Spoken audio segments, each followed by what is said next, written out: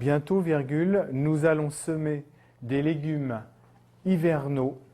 Une dictée somme toute classique, eh bien détrompez-vous, elle ne tient qu'en 140 caractères et va atterrir sur Twitter. C'est une tweetée. Aujourd'hui, ces élèves de CM1 et CM2 de l'école Sainte-Agnès viennent de recevoir une phrase d'une autre école du département via le réseau social.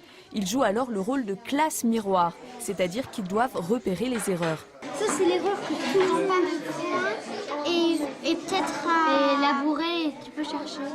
Puis ils envoient les corrections des tweeties, des tweets qui servent d'outils de grammaire, avant à leur tour d'envoyer une phrase à corriger. Moi j'aime beaucoup plus être sur un ordinateur, ça me motive beaucoup plus que sur un cahier. Puis en plus on a plein de règles via les hashtags. En plus si on a une erreur, quasiment instantanément ils vont nous répondre. Ça nous permet d'apprendre des mots quand ils nous corrigent. Nous on peut leur apprendre des mots aussi et on peut se parler, on peut découvrir d'où ils viennent. Depuis la rentrée, ce professeur leur fait travailler en groupe des tweetés avec une dizaine de classes dans le monde. Un phénomène lancé il y a 2 ans par 2 pédagogues pour inciter les élèves à expliquer et donc comprendre le français de façon claire et concise.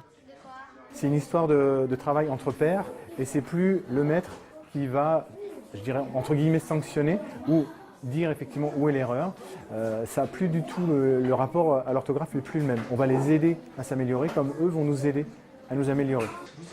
Un travail pour mieux appréhender aussi les réseaux sociaux. Avec une 60aine d'écoles francophones, le nombre de classes adeptes de la tweetée a déjà doublé en 2 mois.